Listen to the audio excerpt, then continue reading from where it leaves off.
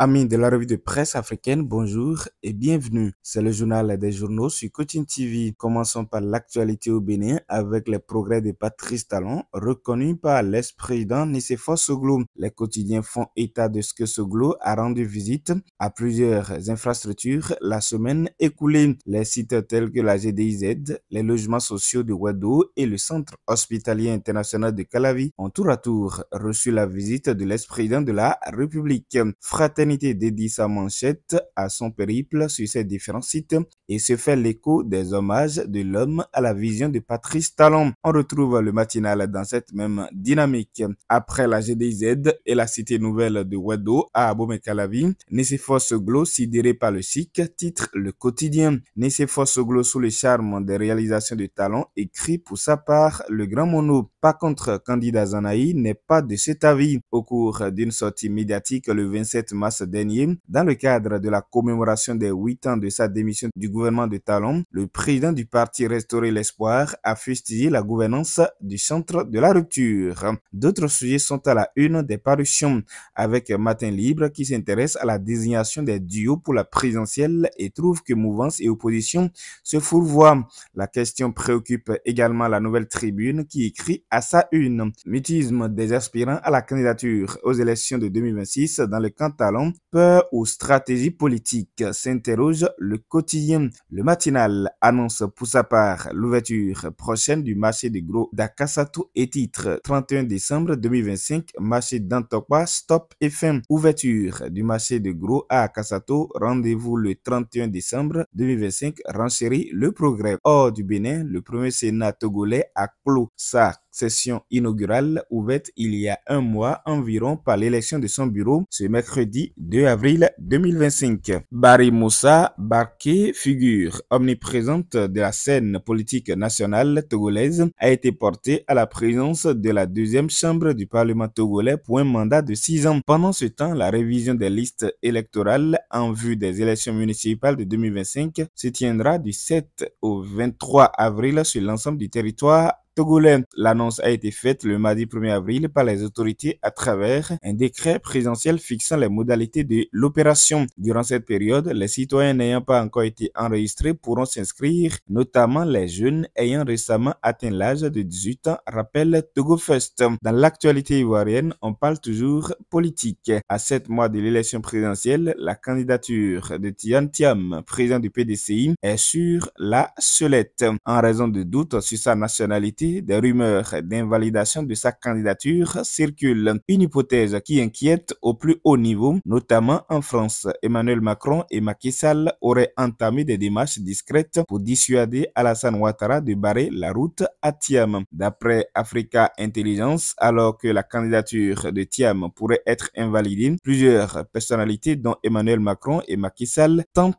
dans le plus grand secret de convaincre le chef de l'État ivoirien de renoncer à cette manœuvre. Le prix du kilogramme de cacao bien fermenté, bien triplé et bien séché passe de 1800 francs à 2200 francs pour la campagne intermédiaire qui court jusqu'au 30 septembre 2025 en Côte d'Ivoire. Ce sujet aussi fait la une des quotidiens. C'est un prix record vivement acclamé par les producteurs lors de son annonce ce mercredi 2 avril à Abidjan, écrit Fraternité Matin. Ce qui est acclamé aussi au Sénégal, c'est la baisse du prix du riz. Selon RTS, le prix du riz brisé ordinaire connaît une baisse significative de 60 francs CFA par kilo, une décision issue d'un protocole d'accord entre le Sénégal et l'Inde ainsi que d'une conjoncture favorable sur le marché international. Ainsi, le riz passe de 410 francs à 350 francs pour les consommateurs. Avec cette mesure, le gouvernement espère stabiliser les prix et garantir un accès plus équitable à cette denrée de base pour les populations sénégalaises. Au plan politique et toujours au Sénégal, la loi d'interprétation de l'amnistie a été adoptée à 126 voix après plusieurs heures de débat, rapporte Vospop. Majorité et opposition à couteau tiré face à l'adoption de la loi, écrit Sud Quotidien. Wolf Quotidien tire la conséquence qui va découler de cette décision et barre en manchette l'ancien régime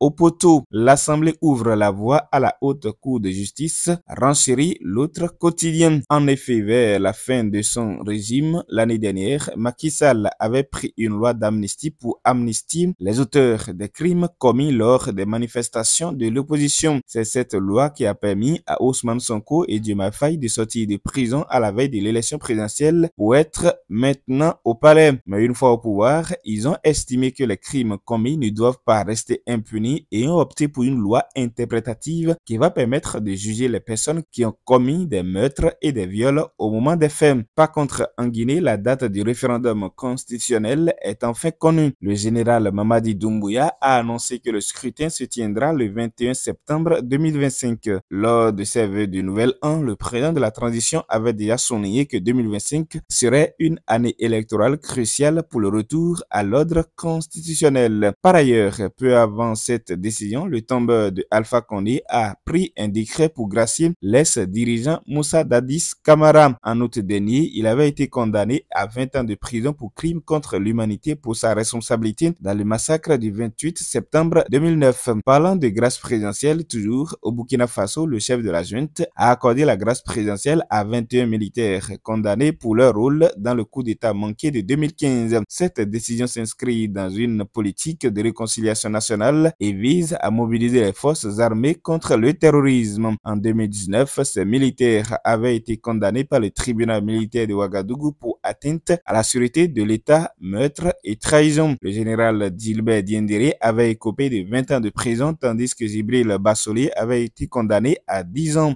De même au Niger, la junte militaire au pouvoir a annoncé la libération d'une cinquantaine de personnes, dont des anciens ministres du régime civil renversés en juillet 2023. Cette mesure s'inscrit dans le cadre des recommandations issues des assises nationales pour la refondation tenues en février. Parmi les personnalités libérées figure Mahaman Sani Issoufou, ancien ministre du pétrole et fils de l'ex-président Mamadi Issoufou. Le président déchu, Mohamed Bazoum, demeure quant à lui en détention. Restons avec les pays de l'AES. Les ministres des Affaires étrangères du Mali, du Niger et du Burkina Faso ont entamé ce mercredi une visite à Moscou sur invitation de leur homologue russe Sergei Lavrov. Cette rencontre, dénommée première session des consultations Alliance des États du Sahel, Russie, ambitionne de renforcer les relations entre Moscou et ces trois pays dirigés par des militaires. Du coaching intégral pour clore ce coup d'œil à l'actualité africaine. La prière qui marche toujours, tel est le thème abordé par Coach Poyon pour les internautes cette semaine. Entendez par prière une manière de parler pour obtenir des résultats. Existe-t-il une prière qui marche toujours? Oui, répondra le professeur. En quoi consiste donc cette prière? Rendez-vous sur la page YouTube Authentique Coach Poyon pour tout savoir. Stop et fin de cette revue de presse africaine. Guillaume Font et moi-même, Jérôme Moussel-Salascapo, nous vous remercions pour votre attention. Prenez soin de vous et des vôtres et à samedi prochain.